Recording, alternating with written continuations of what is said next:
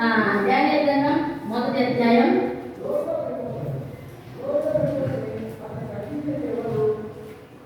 5వ వచనం చదవండి.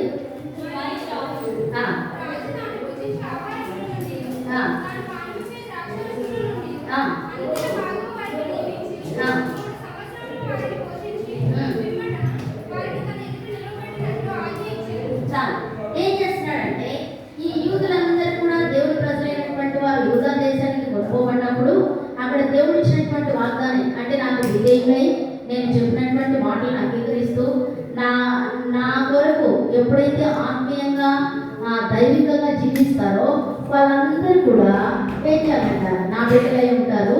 కాబట్టి వారు వాగ్దానం చేసినటువంటి వాడు నమ్మదగిన వాడు కనుక ఆయన ఏమంటున్నాడు, అలాగే జీవించడానికి ఇష్టపడతా ఉన్నాడు.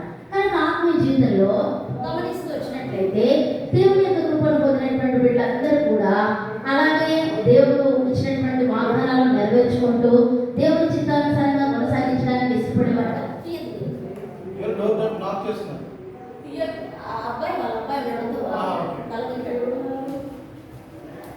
అయితే ఎప్పుడైతే మనము విశ్వాసంతో ప్రభు కొరకు జీవిస్తూ ఉంటామో ఆత్మీయ జీవితంలో మనం ఎలా ఉంటామంటే దేవుని చిత్తానుసారంగా ఉంటాం. ఇందాకే చెప్పాను కదా, యూదా ప్రజల్లో ఉన్నటువంటి యూదులైనటువంటి వారిని శత్రువులు వారి మీదకి వచ్చి వారి చెరవుని పోవడానికి దేవుడే అనుమతించాడంట. ఎందుకు అనుమతించాడు అంటే వారు చేసిన పాపాన్ని బట్టి వారి అవిధీతను బట్టి దేవుడు అలాంటి పరిస్థితులు అనుమతించాడు. మీరు చదువుకునేటప్పుడు మీ జీవితంలో మీకు ఏదైనా నష్టం కలిగింది అనుకోండి, మీరు ఏం చేస్తారు, దేవుని ఇంటికి నేను బాగా వస్తున్నాను, సండే స్కూల్లో కూర్చుంటున్నాను, కథలు చదువుతున్నాను, నాకు ఎందుకు ఇలా చేసావంటారు కదా. నీలో ఎక్కడో పాపం దాగి ఉంది, నువ్వు ఎక్కడో దేవునికి అవిధేయత చూపించావు, నువ్వు ఎక్కడో దేవుని మాట వినలేదు. అందుకే దేవుడు నీ జీవితంలో ఏం చేస్తున్నాడు, కష్టము నష్టము తెచ్చేవాడుగా ఉన్నాడు కదా. అగా ఇట్లా ఉంటే డిస్టర్బ్గా ఉంటుంది, కథ చెప్పలేదు, వేరే నుండి ఎక్కడైనా పెట్టాల్సింది. అంటే బాగా తలుపు కొడుతూ ఉంటే వీళ్ళందరూ తలుపు తీయమంటారు, తర్వాత ఇవన్నీ కూడా డిస్టర్బ్ అవుతూ ఉంటాయి. వేరే చోట పెట్టింది, ఏమనుకోదు. ఓకే, అంటే ఆత్మీయ జీవితంలో మనం గమనిస్తూ వచ్చినట్లుగా ఆ ప్రజలు తీసుకురాబడినప్పుడు వారు ఏం చేస్తున్నారంట, ఈ నలుగురు ఆ యూదులలో నలుగురు యవనస్తులను తీసుకుని వచ్చి ఏం చేశారంట, రాజు భుజించే భోజనాన్ని వాళ్ళకు పెట్టమని చెప్పారు. తర్వాత వాళ్ళు ఎట్లున్నారంటే రాజు చూసినప్పుడు 8 దినాలు రాజు భుజించే భోజనం ఎలా ఉంటుంది చెప్పండి, పచ్చడి, రసం, గుడ్డు అలా ఉంటాయా, ఏముంటాయి, చాలా రకరకాలైనటువంటి భోజనాలు ఉంటాయి కదా. కాబట్టి రాజుకి ఏం చేస్తారు, రకరకాలు అంటే ఎన్ని వెరైటీస్ అంటే ఆయన తినలేనన్ని వెరైటీస్ చేసి పెడతారు కదా. కాబట్టి అన్ని చేసినప్పుడు వీళ్ళు ఏం చేస్తున్నారు, ఆ యూదుల్లో నుండి వచ్చినటువంటి నలుగురు యవనస్తులను కూడా రాజు భుజించే భోజనాన్ని పెట్టి బాగా సిద్ధపరచాలంట. తర్వాత వాళ్ళని తీసుకెళ్ళి రాజు దగ్గర నిలబెట్టాలంట. రాజు చూసినప్పుడు వాళ్ళు ఎలా ఉండాలి, వాళ్ళ ముఖం ప్రకాశిస్తూ ఉండాలి, వాళ్ళు దైవికమైన జ్ఞానం చేత నింపబడి ఉండాలి. రాజు ఏదైతే అడుగుతాడో దానికి తక్కువని జవాబు చెప్పేటట్లుగా ఉండాలి. కలభావాన్ని వివరించేవారుగా ఫరో దగ్గర యోసేపు కూడా కలభావాన్ని వివరించాడు కదా. అంటే ఇక్కడ కూడా ఈ షడ్రక్ మెషక్ అబెద్నెగో అనేటువంటి వారిని తీసుకొచ్చినప్పుడు రాజు ఏది చెప్తే దానికి జవాబు చెప్పడానికి సిద్ధంగా ఉండాలి కదా. కాబట్టి ఆ రీతిగా ఉండాలని ఆయన కోరుకుంటూ ఉన్నాడు. అయితే ఆత్మీయ జీవితంలో వాళ్ళు తీసుకొని రాబడినప్పుడు వాళ్ళని వెంటనే ఇందాక చూసినట్లుగా సిద్ధపరచమని ఒక నపుంసకునికి చెప్పి అప్పగించారు. అయితే వీళ్ళ నలుగురు వచ్చారు. అక్కడికి వచ్చిన తర్వాత ఏం చేస్తున్నారంటే, మీ పట్టణంలో కాల్చివేస్తారు, మిమ్మల్ని చెరపడిపోతారు అని చెప్పి అక్కడ ఉన్న ప్రజలందరూ కూడా వారిని భయపడించేవారుగా ఉన్నారు. ఉంటే అప్పుడు ఏమైందో తెలుసా, ఇందాక నేను చూపించాను కదా, రెండవ బొమ్మ చూపించాను కదా, సముద్రం చూడండి. ఈ డానియేల్తో పాటు ఉన్నటువంటి స్నేహితులందరూ కూడా ఈ గ్రేట్ సీ, లోయర్ సీ అని ఉంది. ఇక్కడ మీరు గమనించారో లేదో, గ్రేట్ సీ ఎక్కడుంది, లోయర్ సీ ఎక్కడుంది, కింద ఉంది కదా. కాబట్టి యూదా ప్రజలందరూ కూడా ఆ సముద్రాలన్నీ, ఆ నదులన్నీ, ఆ లోయలన్నీ దాటుకుంటూ వచ్చారు. చెరగుని పోబడుతూ వచ్చారు. అయితే చెరగుని తీసుకురాబడినప్పుడు వాళ్ళందరినీ కూడా బబులోనులో ఉన్నటువంటి నెబుకద్నెజర్ దగ్గరికి తీసుకురాబట్టినప్పుడు వాళ్ళు ఏం చేస్తున్నారంటే దేవుని ప్రజలైనటువంటి ఆ దేవుని ప్రజల్లో ఉన్నటువంటి ఆ జ్ఞానవంతులైనటువంటి నలుగురు కూడా ఎంతో దేవుని సన్నిధిలో ఒకరొకరు పురికొల్పుకుంటూ ప్రార్థన చేసుకుంటూ దైవికమైన జ్ఞానము చేత నింపబడ్డానికి వాళ్ళు ఏం చేస్తున్నారో తెలుసా, చాలా ప్రయాసపడేవారుగా ఉన్నారు. అయితే చాలా సంవత్సరాలు గడిచిన తర్వాత ఇర్మియా ద్వారా దేవుడు ఒక హెచ్చరిక చేశాడు. ఏంటి ఆ హెచ్చరిక అని చూస్తూ వచ్చినట్లయితే, రాజైన నెబుకద్నెజరు యెరూషలేములో పట్టణాన్ని ముట్టడి వేయడానికి రాజైన నెబుకద్నెజరు యెరూషలేములో ఉన్నటువంటి, వినండి, రాజైన నెబుకద్నెజరు యెరూషలేములో ఉన్న పట్టణాన్ని ఏం చేస్తాడంట, ముట్టడి వేయడానికి ఇష్టపడేవాడుగా ఉన్నాడు. అయితే తన సైన్యాన్ని అంతటిని కూడా ముట్టడి వేయడానికి పంపిస్తూ వచ్చాడు.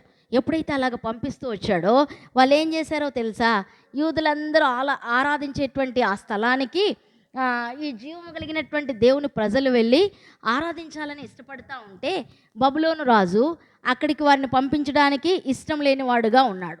అందుకే రాజైన నెబుకద్నెజర్ ఏం చేశారో తెలుసా, అక్కడ ఉన్నటువంటి ఆ దేవాలయములో, అంటే యెరూషలేము పట్టడాన్ని ముట్టడి వేసి ఆ దేవాలయములో ఉన్నటువంటి బల్ల పాత్రలు, తర్వాత ద్రాక్షరసంతో పోసేటువంటి ఆ గ్లాసులు, ఆ వెండి పళ్ళ్యాలన్నీ కూడా తీసుకొని ఏం చేశాడో తెలుసా, వాటిని బబులోనికి పంపించేశాడు. బబులోనికి పంపించడమే కాకుండా ఆ దేవుని యొక్క ఉపకరణాలన్నిటినీ కూడా అపవిత్రమైన వాటికి వాడడానికి ఇష్టపడుతూ వచ్చాడు. అందుకనే దేవుని కోపము బబులోను రాజు మీద రగులుకుంటూ వచ్చింది. అయితే ఆ ఉపకరణాలన్నీ కూడా స్వంత దేవాలయంలో ఉంచుకుంటూ వచ్చాడు. అంతేకాకుండా ఆ రాజ కుటుంబాలన్నీ కూడా బలంగా, ఆరోగ్యంగా, జ్ఞానం కలిగినటువంటి వారై చక్కని వారుగా దేవుని సన్నిధిలో కనబడాలని ఆ నలుగురు యవనస్తుల్ని మంచి ఆహారము పెట్టి వారిని పోషించమని చెప్తూ వచ్చాడు.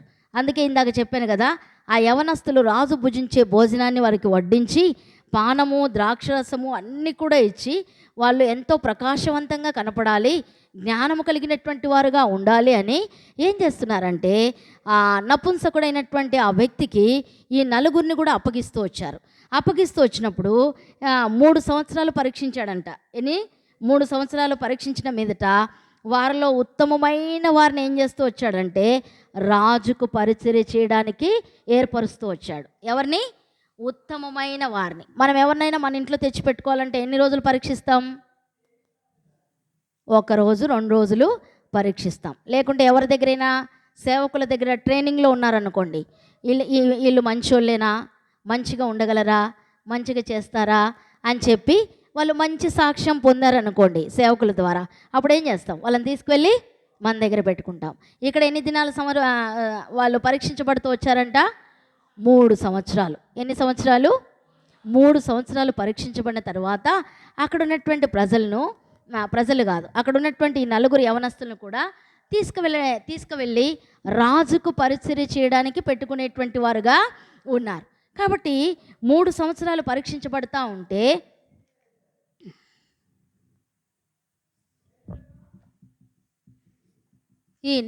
ఇక్కడ సైనికులు ఉన్నారు కదా, వాళ్ళందరూ వచ్చి ఈ నలుగురిని కూడా నపుంసకునికి పరిచయం చేసి వీళ్ళు రాజు దగ్గరికి వచ్చేటప్పటికి ఎలాగుండాలో తెలుసా, ఎంతో అందమైన వారుగా, ప్రకాశవంతమైన మొహం కలిగినటువంటి వారుగా ఉండాలి. తర్వాత వాళ్ళకు పెట్టే భోజనము రాజు భుజించే భోజనమై ఉండాలి.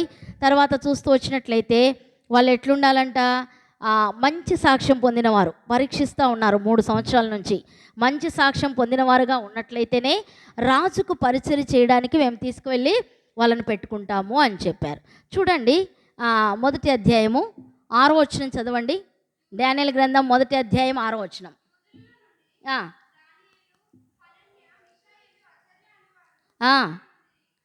దానియేలు, హనన్య, మిషాయేలు, అజర్యా, ఈ నలుగురు కూడా ఎక్కడున్నారంట? యూదుల్లో ఉన్నారు. కింద వచనాలు చదవండి.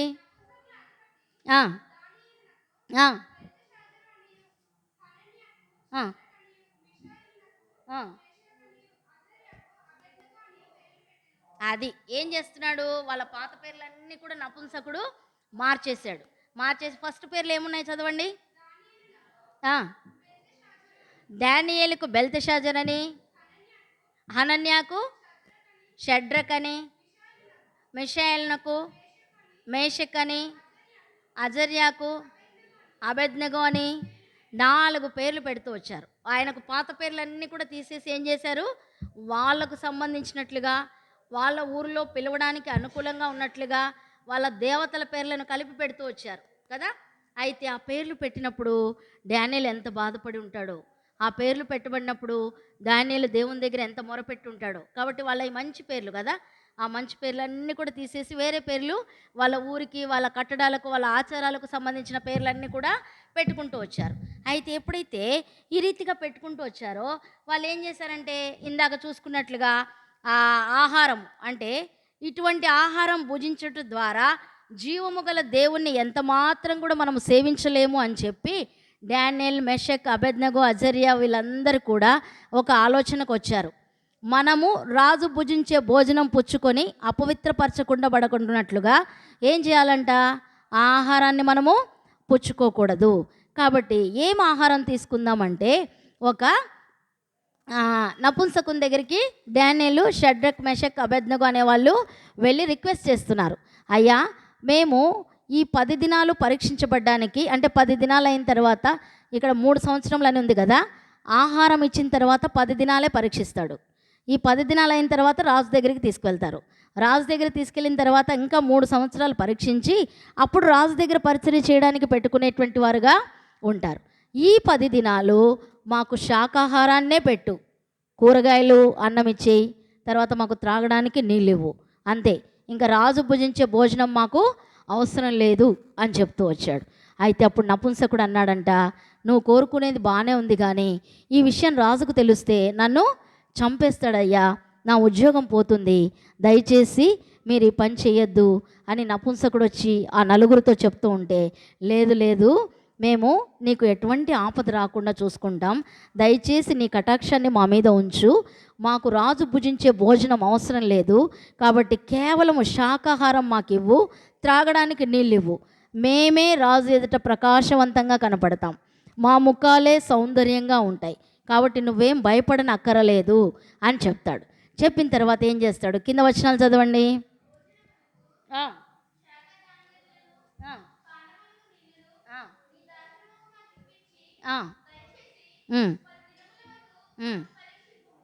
పది దినముల వరకు మమ్మను పరీక్షించుము. కాబట్టి చూడండి, ఇక్కడ నపుంసకుడు గ్రీన్ డ్రెస్ వేసుకున్నాడు. చూడండి, నపుంసకుడు ఉన్నాడా? నపుంసకుడు ఎట్లున్నాడు? గ్రీన్ డ్రెస్ వేసుకున్నాడు. ఈ నలుగురు కూడా వచ్చి నపుంసకుని ఏం చేస్తున్నారు, రిక్వెస్ట్ చేస్తున్నారు కదా. ఆ రిక్వెస్ట్ చేసేటప్పుడు, లేదు లేదు అండి, మాకు దయచేసి శాకాహారాన్ని మాత్రమే ఇవ్వండి, మేము ప్రకాశవంతంగా కనపడతాం, మా దేవుణ్ణి బట్టి మేము సౌందర్యంగా ఉంటాం, మా దేవుడు మాకు బలం ఇస్తాడు, ఆ రాజు భుజించే భోజనం భుజించకపోయినా సరే మేము చాలా అందంగా కనపడతాం, కాబట్టి దయచేసి నువ్వు వేరుగా అనుకోవద్దు అని చెప్తాడు. చెప్పినప్పుడు వాళ్ళు ఏం చేస్తారంటే, ఇంకా నపుంసకుడు ఏం చెప్పలేక, సరే అయితే అలాగే వెళ్ళండి అని చెప్తే 10 దినాలు మంచి ఆహారాన్ని వాళ్ళకి ఇచ్చి, తర్వాత ఏం చేస్తున్నాడంటే, ఆ శాకాహారం చేత పోషించబడినప్పటికీ శాకాహారం తీసుకొని నీరు తాగినా కూడా రాజు, చాలామంది యవనస్తులు చెరగుని తీసుకురాబడ్డారు. అయితే వాళ్ళందరూ కూడా రాజు భుజించే భోజనాన్ని భుజించారు, కానీ ఈ నలుగురు మాత్రము శాకాహారాన్నే తీసుకున్నారు, ఒట్టి పానీయం మాత్రమే తీసుకుంటూ వచ్చారు. అయితే వాళ్ళు ప్రత్యేకించుకోవడాన్ని బట్టి, అపవిత్రపరచబడుకోకుండా తమను తామును కాపాడుకోవడాన్ని బట్టి వాళ్ళు ఎలాగున్నారంటే, ఆ మిగతా యవనస్తుల కంటే వీళ్ళే రాజు ఎదుట సౌందర్యవంతులుగా కనపడుతున్నారు. ఆ మిగతా యవనస్తుల కంటే వీళ్ళే మొహమే ప్రకాశవంతంగా ఉంది, మిగతా యవనస్తుల కంటే వీళ్ళే దైవికమైన జ్ఞానము చేత నింపబడిన వారుగా ఉన్నారు. కాబట్టి మనం కూడా ఎక్కడికైనా వెళ్ళినప్పుడు కొంతమంది, అంటే మీరు వేరుగా అర్థం చేసుకోవద్దు, నేను మీకు అర్థం అవడానికి చెప్తున్నా, ఎవరి దగ్గరికైనా హిందువుల దగ్గరికి మనం వెళ్ళినప్పుడు, మేము మీ చర్చికి వస్తే ఏమి ఇచ్చినా కూడా తీసుకుంటాం కదా, మీరు కూడా మా ప్రసాదం తీసుకోవచ్చు కదా అంటారు. మనకుంది కదా 115వ కీర్తనలో ఆ మాటలు ఉంటాయి. ఏమని ఉంటాయంటే, నోరుండి పలకవు, చెవులుండి వినవు, ముక్కులుండి వాసన చూడవు, కళ్ళుండి చూడలేవు, అట్టి వాటికి పూజించేవారు, విగ్రహాలకు అర్పించేవారు కూడా అట్టివారే అని ఉంటుంది. 115వ కీర్తనలో ఆ మాటలు ఉంటాయి, చదువుకోండి. కాబట్టి వాటికి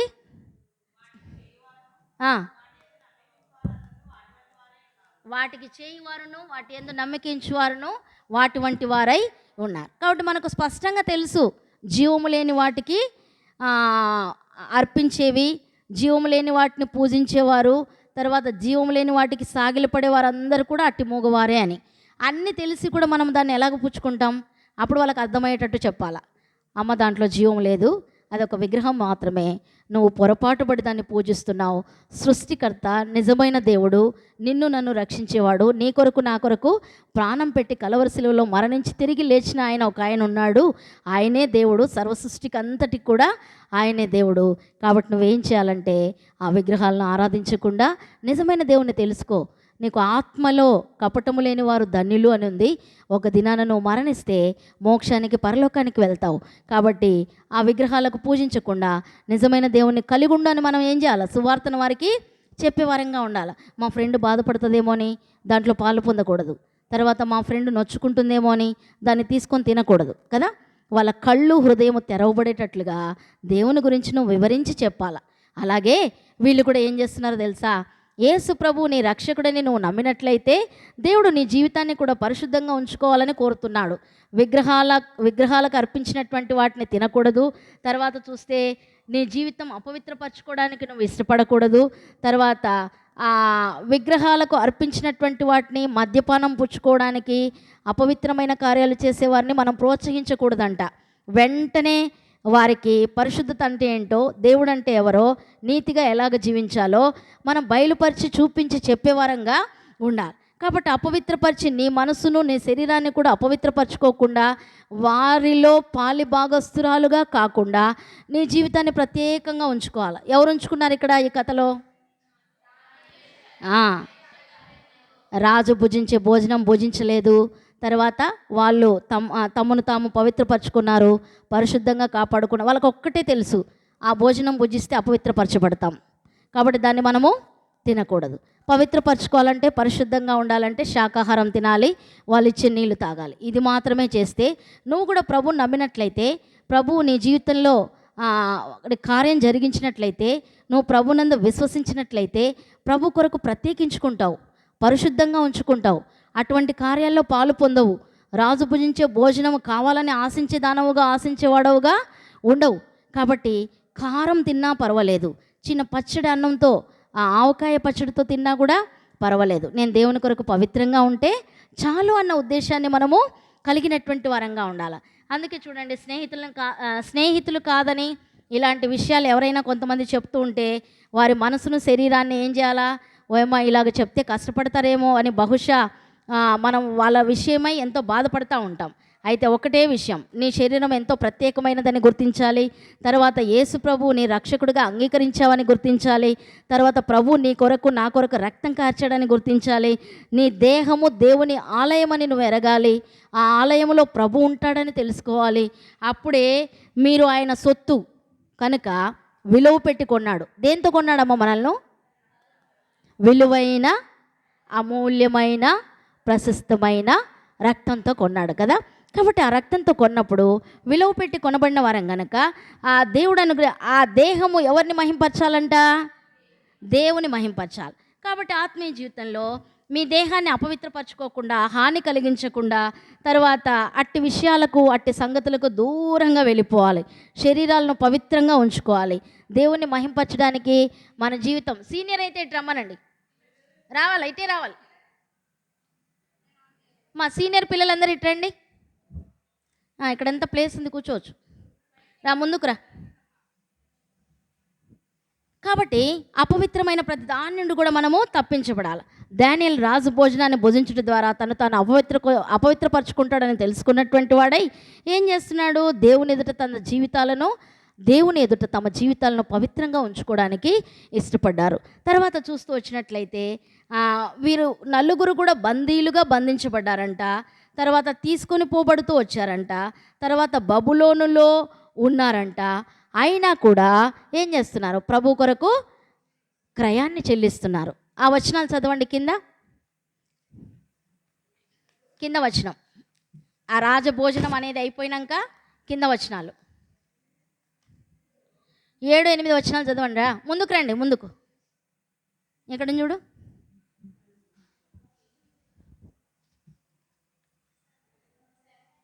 చదవండి. ఆ, ఆ, ఆ, ఆ, ఉమ్, ఆ, 8వ వచనం. ఆ, ఆ, ఉమ్, ఆ, ఆ, ఉమ్. పుల్చుకొనకుండా సెలవిమ్మని నపుంసకుల అధిపతిని వేడుకుంటూ వచ్చారు కదా. కాబట్టి మనం కూడా అపవిత్రపరచబడకుండానట్లుగా వేడుకోవడానికి ఇష్టపడే వరంగా ఉండాలి. డానియేలు తాను తన స్నేహితుల రాజభోజనము భుజింపకుండానట్లుగా అనుమతిమ్మని అధిపతి అయిన ఆ నపుంసకుని పేరేందో తెలుసా?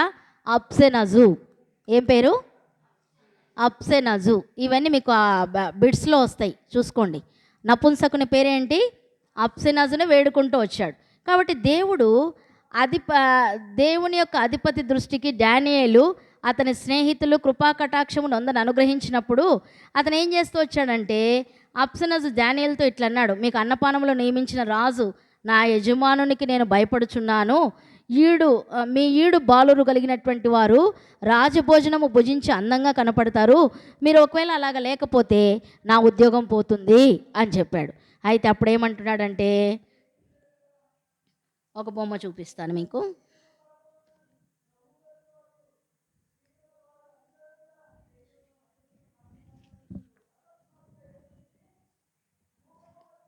మిగతా పిల్లలందరూ మటన్ చికెన్ లాగా ముక్కలు పట్టుకొని తింటా ఉన్నారు చూడండి. తిన్నారా? వాళ్ళ చేతిలో ఏమున్నాయి? బ్రెడ్ లాంటి ముక్కలు కనపడుతున్నాయి. అది మటన్ లేదంటే చికెన్. మిగతా ఇటుపక్క నలుగురు ఉన్నారు, వాళ్ళ తలలు మాత్రమే కనపడుతున్నాయి. ఇటువైపు నలుగురు ఉన్నారు. వాళ్ళెవరంటే షడ్రక్, మెషక్, అబేద్నెగో, మిషాయేలు. వీళ్ళు నలుగురు కూడా వాళ్ళు తింటుంటే చూస్తున్నారు, కానీ దాన్ని పుచ్చుకోవడానికి ఏమాత్రం కూడా ఇష్టపడట్లే. కాబట్టి ఎందుకు? శాకాహారాన్నే కోరుకున్నారు. తర్వాత రాజు భుజించే భోజనం వారికి అవసరం లేదంటున్నారు. తర్వాత చూస్తే ఇంకేం చేస్తున్నారు? ఆ భోజనం తప్ప మిగతా అపవిత్రపరచబడకుండానట్లుగా శాకాహారాన్ని మాత్రమే మేము తింటాము అంటున్నారు. అయితే అలాగా ఉన్నప్పుడు ఇక్కడ మనం గమనిస్తూ వచ్చినట్లయితే, ఇగో డానియేలు వెళ్ళి నపుంసకునితో మాట్లాడుతున్నాడు: దయచేసి రాజు భోజనం మాకొద్దు, మేము అపవిత్రపరచబడతాం, నీ కటాక్షాన్ని మా మీద చూపించు, మాకు కేవలము శాకాహారం మాత్రమే ఇవ్వు అని. అయితే ఎప్పుడైతే ఇలాగా అంటూ వచ్చాడో రాజు తను ఏం చేస్తూ వచ్చాడంటే ఒప్పుకున్నాడు. లాస్ట్కు ఒప్పుకొని బాగా తిన్నారు. ఆ 10 దినాలైంది, పరీక్షించబడుతూ వచ్చారు. రాజు దగ్గరికి వచ్చినప్పుడు వాళ్ళు ఆ మిగతా రాజు భోజనం భుజించిన వారి కంటే వీరు ఎట్లున్నారంట? చాలా సౌందర్యంగా ఉన్నారంట. అయితే డానియేలు నిరాశపడలేదు. మనం చూస్తే డానియేలు నిరాశపడలేదు. వారి మీద నియమిపోయిన నియామకునితో ఏమంటున్నాడంటే ఈ విధంగా భోజనము, శాఖాధాన్యము, పానము ఇవన్నీ కూడా ఈ 10 దినాలు మమ్మల్ని పరీక్షించనియ్యా. అయితే అవి పరీక్షించి ఇతరులతో కూడా పోల్చి మమ్మల్ని చూచినప్పుడు ఏమవుతారంట? మేమే, ఇందాక మనం చూసుకున్నాం కదా, మేమే ఎట్లా కనపడతాం? అందంగా కనపడతాం. ఆ నియామకుడు అంగీకరించడాన్ని బట్టి కష్టమైనా కూడా, ఆరోగ్యంగా కనపడకపోయినా కూడా ఏ ఏ శిక్ష అయితే నీకు వస్తుందో అది మేము భరిస్తామని ఒప్పుకుంటున్నారు. 10 దినాలైంది, శాకాధిపతులు భుజించడం వారికి ఇబ్బందిగా ఉంది. బహుశా రుచికరమైన భోజనం లేదేమో, లేకుంటే వారికి శోధనగా అది ఉందేమో. మనం ఉన్నామనుకోండి, ఎప్పుడు కూరగాయలే తింటూ ఉంటే ఏమనిపిస్తుంది? బోరు కొట్టి వెంటనే ఏం చేస్తాం? చికెనో మటనో తెచ్చుకుంటాం. మమ్మీ ఈరోజు బిర్యానీ వండుకుందామా అంటాం. లేకుంటే రోజు డాడీ కూరగాయలే తెస్తున్నాడు, అసలు తినబుద్ధి కావట్లేదు, ఈరోజైనా చికెన్ చెయ్యి అంటాం కదా. అయితే 10 దినాలు ఏం చేశారంట?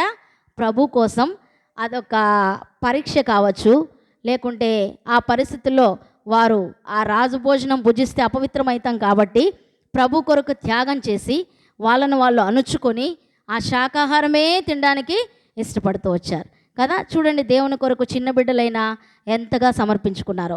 ఒకవేళ సరిగ్గా చేయలేదేమో వాళ్ళ దేశంలో ఆ కూరగాయల కూర, వాళ్ళు ఇచ్చే నీళ్లు బాగలేవేమో, మనకులాగా అన్ని మసాలాలు వేసి చేసుకోరేమో. అయితే అవన్నీ కూడా తిన్నప్పుడు చాలా ఇబ్బందిగా ఉందంట. నోట్లో రుచి లేదంట, తినడానికి ఆ నీళ్లు కూడా సరిగ్గా ఏ బోరు నీళ్ళు ఇచ్చారో ఏమో, కాబట్టి అవి కూడా రుచిగా లేవు. వాళ్ళు చాలా కష్టపడుతున్నారు. అయినా ప్రభు కొరకు అదంతా భరించడానికి ఏం చేస్తున్నారు? నమ్మకంగా కొనసాగిస్తున్నారు. కాబట్టి వారి జీవితంలో ఈ పరీక్షలో విజయం సాధించడానికి వారు దేవుని విశ్వసించారు. పరీక్షలో విజయాన్ని సాధించడానికి దేవుని విశ్వసించాడు. కాబట్టి తమ జీవితాలను పరిశుద్ధంగా ఉంచుకున్నట ద్వారా దేవుని మహిమపరుస్తున్నారు.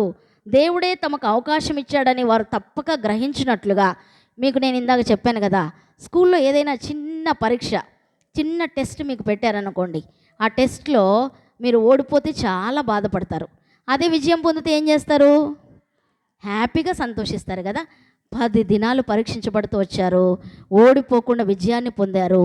తర్వాత కష్టమైన ఆ శాకాహారం తినడం, వాళ్ళు ఇచ్చింది తీసుకోవడం, భరించరాంది అయినా కూడా వాళ్ళు ఏం చేస్తున్నారంటే ప్రభు కొరకు దాన్ని భరించడానికి ఇష్టపడే వాళ్ళుగా ఉన్నారు. కాబట్టి నువ్వు యేసు ప్రభువును నీ హృదయంలో రక్షకునిగా అంగీకరించినట్లయితే, తర్వాత నీ జీవితాన్ని పరిశుద్ధంగా ఉంచుకోవాలనుకుంటే, తర్వాత చూస్తూ వచ్చినట్లయితే నీ జీవితంలో పాడు చేసే విషయాలు చాలా కనపడతాయి. పొగ త్రాగడం, మద్యపానం పుచ్చుకోవడం, నవలలు చదవడం, ఫ్రెండ్స్తో కలిసి సినిమాలకు వెళ్ళడం, తర్వాత దేవుడంటే ఇష్టం లేకుండా చేయడం, తర్వాత బూతులు మాట్లాడడం, అబద్ధాలు చెప్పడం, వేరే వాళ్ళ దగ్గరికి వెళ్ళి డ్రగ్స్ తీసుకోవడం, తర్వాత ఆ డబ్బులు ఇప్పించుకొని వ్యసనాలకు బానిస అవ్వడం, ఇవన్నీ కూడా చేస్తూ ఉంటారు కదా. వాటికి మనము దూరంగా ఉండాలి. మనల్ని మనము అపవిత్రపరచుకోకూడదు. దేవుడు చెప్పిన ఆజ్ఞకు లోబడే వారంగా చూడండి ఒక మాట, ద్వితీయోపదేశకాండము 6వ అధ్యాయం చివరి వచనం 24, 20 ఉంటుంది చూడండి. ద్వితీయోపదేశకాండం 6వ అధ్యాయం ఫస్ట్లో ఉంటుంది. ఫస్ట్లో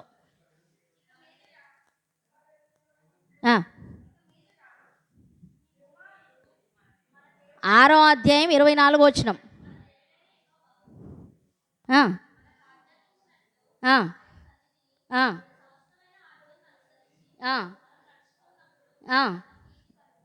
మనకు నీతి కలుగును. మన దేవుడైన యెహోవా మనకు ఆజ్ఞాపించినటువంటి ఆజ్ఞలన్నింటినీ అనుసరించి నడుచుకున్నప్పుడు మనకేం కలుగుతుందంట? నీతి కలుగుతుంది. కాబట్టి దుష్టత్వం జోలికి వెళ్లకుండా, పాపం జోలికి వెళ్లకుండా, అపవిత్రులతో కలిసి సహవాసం చేయకుండా, అపవిత్రమైన దాన్ని అంటించుకోకుండా, ఆజ్ఞలను అనుసరించి నడుచుకున్నట్లయితే నీకేం కలుగుతుంది? నీతి కలుగుతుంది. కాబట్టి ఆత్మీయ జీవితంలో మేలు పొందాలంటే ప్రభువును విశ్వసించి, ప్రభు కొరకు జీవించి, ఆత్మీయ జీవితంలో పవిత్రంగా ఉండడానికి ఆజ్ఞలన్నింటినీ అనుసరించి నడుచుకునే వరంగా ఉండాలి. ఎప్పుడైతే అలాగ నడుచుకుంటూ వస్తామో డానియల్, షడ్రక్, మెషక్, అబేద్నెగో వారిలాగా దైవికమైన జ్ఞానాన్ని పొందినటువంటి వారమై ప్రభు కొరకు జీవించే వరంగా ఉంటాం కదా. ఇంకో మాట చదవండి, డానియల్ గ్రంథం 1వ అధ్యాయం 11వ వచనం చదవండి.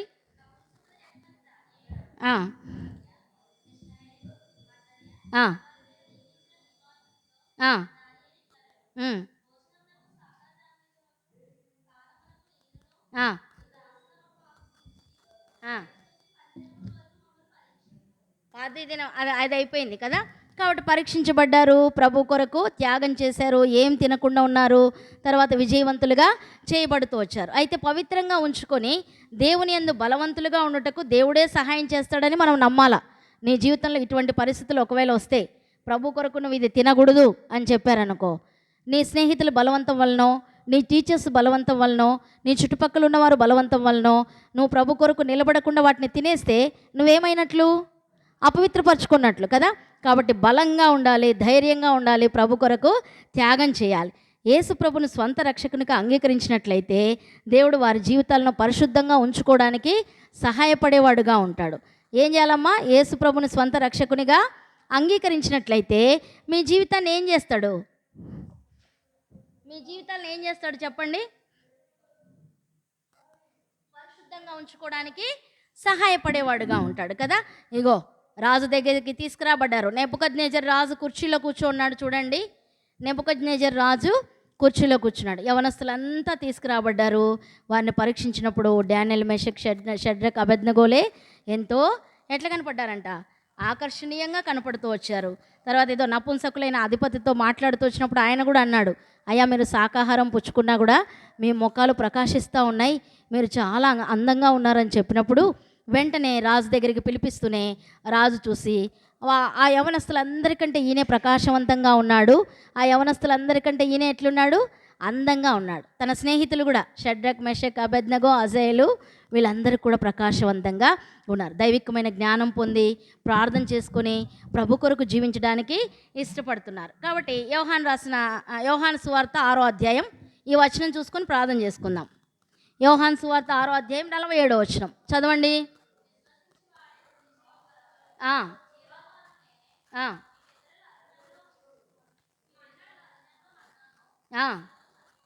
అది విశ్వసించువాడు కలవరపడడు కదా. కాబట్టి ఆత్మీయ జీవితంలో గమనిస్తూ వచ్చినట్లయితే పాపిని దేవుని సన్నిధిలో నువ్వు ఒప్పుకొని ఎప్పుడైతే క్షమాపణ అడిగి యేసుప్రభుని హృదయంలో చేర్చుకొని రక్షకుడిగా అంగీకరించి విశ్వసించినట్లయితే నువ్వు అపవిత్రమైన కార్యముల జోలికి వెళ్లకుండా, అపవిత్రమైనవి నీ వద్దకు రాకుండా, నువ్వు కాపాడుకోవడానికి, పరిశుద్ధంగా ఉంచుకోవడానికి దేవుడు నీకు శక్తినిచ్చేవాడుగా, బలపరిచేవాడుగా ఉంటాడు. కాబట్టి నీ ఆత్మీయ జీవితంలో లోకంలో జీవించేటప్పుడు ఇటువంటి పరిస్థితులు నీకు ఎదురైతే నువ్వు ఎక్కడ కూడా పడిపోకూడదు, ఎక్కడ కూడా దేవునికి వ్యతిరేకంగా చేయకూడదు. ఆ నెబుకద్నెజరు రాజు చెప్పినట్లుగా రాజు యొక్క భోజనాన్ని భుజించకూడదు. నిన్ను నువ్వు పరిశుద్ధంగా ఉంచుకోవాలి, నిన్ను నువ్వు పవిత్రంగా కాపాడుకోవాలి. ప్రభు కొరకు ఆ కూరగాయలు పెట్టినా, రసం పెట్టినా, పచ్చడి పెట్టినా, మంచి నీళ్ళు ఇవ్వకపోయినా, మామూలుగా ఏదో ఆ నల్ల నీళ్ళు ఇవ్వకుండా వేరే నీళ్ళు, ఉప్పు నీళ్ళు తెచ్చిచ్చినా కూడా ప్రభు కోసం తాగడానికి ఇష్టపడాలి. ఎందుకు? అవి తాగితే ఏం చేస్తావు? అపవిత్రపరచబడతావు.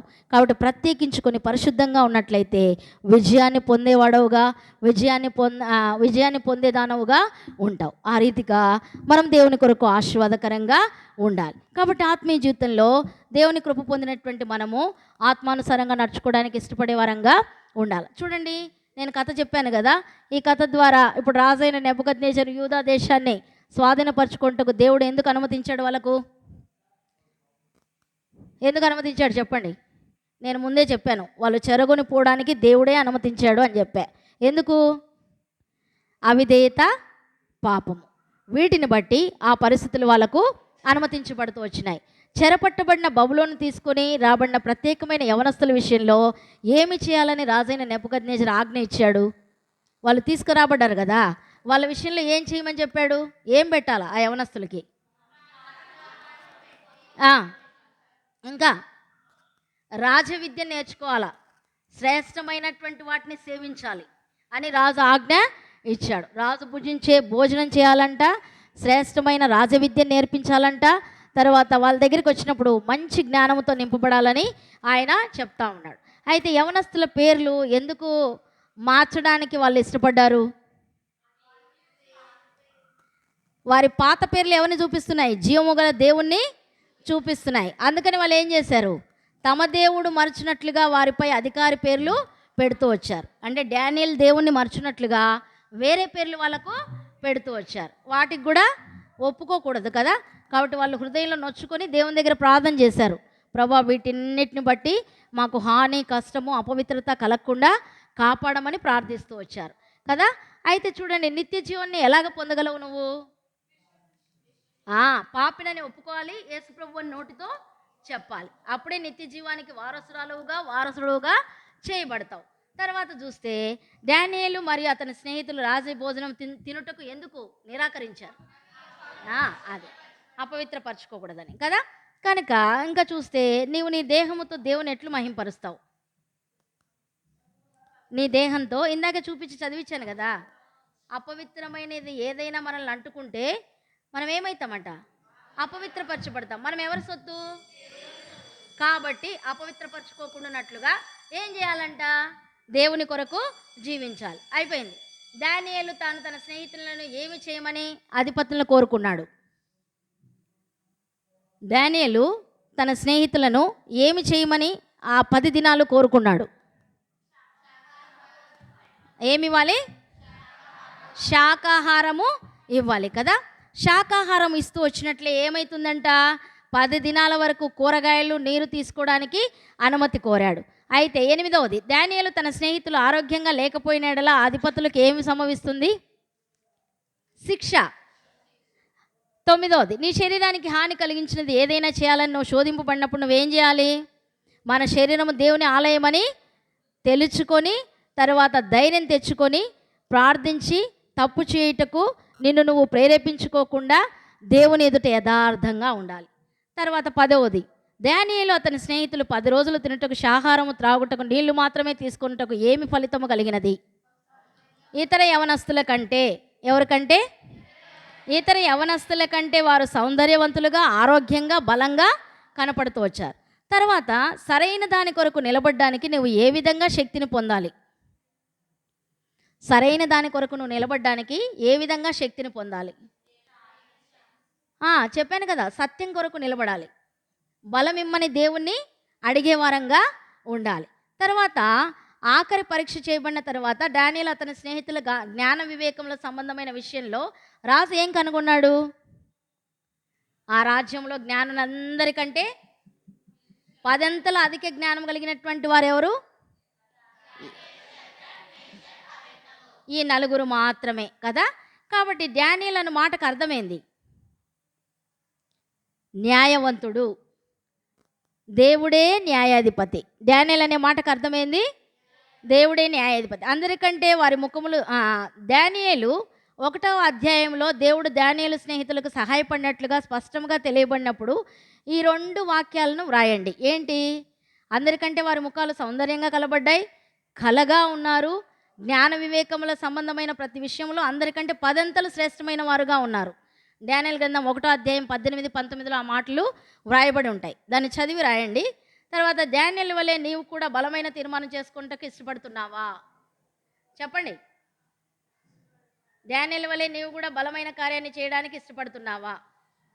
అక్కడ ఉంది, నేను, నా శరీరము, నా క్రియలు, నా అవిధేయత, నా అపవిత్రత, ఇవన్నీ కూడా తీసివేసుకుంటే, శరీరము, క్రియలు, అవిధేయత, అపవిత్రత తీసుకుంటే ఏం చేస్తావు?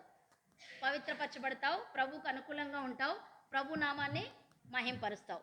తర్వాత ఆ కళ యొక్క భావం డానియేలు ఏ విధంగా కనుగొన్నాడు? కళ భావాన్ని డానియేలు ఏ విధంగా కనుగొన్నాడు? ప్రార్థించి దేవుడు అతనికి చూపించిన దాన్నే డానియేలు తీసుకువెళ్ళి నెబుకద్నెజరు రాజుకు చెప్తూ వచ్చాడు. ప్రతిమను తుత్తలు నీలుగా విరగొట్టుటకు ఆ రాయి దేనికి సాదృశ్యంగా ఉంది?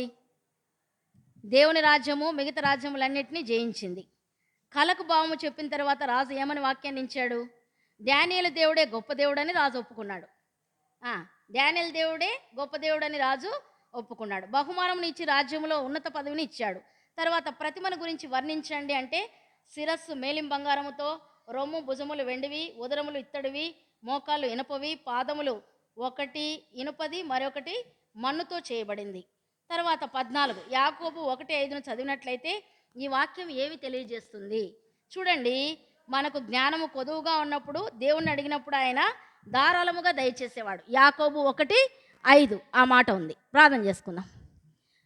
ప్రేమ నమ్మకమైన పరలోకపు తండ్రి, కృపలో యేసు ప్రభువా, మరొకసారి కథ చెప్పుటకు సహాయపడుతూ వచ్చారు. నీ సన్నిధిని మాకు తోడుగా ఉంచి తండ్రి, వర్క్ బుక్ కంప్లీట్ చేయట్లో కథలో విన్నదాన్ని వారు గ్రహించి డానియేలు వలె ప్రత్యేకపరచుకొని పరిశుద్ధపరచుకొని ప్రభు కొరకు యథార్థంగా జీవించడానికి దేవుని యొక్క కృపను పొందినట్లుగా మా బిడ్డలను సిద్ధపరచమని తండ్రి, వ్యసనములకు బానిసలు కాకుండా అపవిత్రమైన దాన్ని ముట్టుకోకుండా పరిశుద్ధంగా జీవించగలిగినట్లు ప్రభు కొరకు కష్టమైనా భరించడానికి నీ కృపను వారి పక్షాన చూపించమని, చూపుతున్న కృపను బట్టి స్తుతిస్తూ మీ చాపిన బాహుకు బిడ్డలను అప్పగించుకుంటూ రక్త ప్రోక్షణ కిందకి వచ్చినటువంటి వారమై ఘనత మహిమ ప్రభావాలు మీకే ఆరోపిస్తూ యేసుక్రీస్తు వారి యొక్క పరిశుద్ధమైన నామమున ప్రార్థించి వేడుకుంటున్నాము తండ్రి, ఆమేన్. ఇక్కడ అటెండెన్స్ పేపర్స్ ఉన్నాయి. టీచర్స్ అయిన వారు తీసుకొని పిల్లలందరికీ కూడా అటెండెన్స్ వేసి పేర్లు రాసుకోండి. ప్రతిరోజు కూడా వస్తున్నారా లేదా అని గమనించండి. ఇంకా మీ స్నేహితులు కొత్త వాళ్ళని తీసుకురండి. మీరు వచ్చిన సరేనా?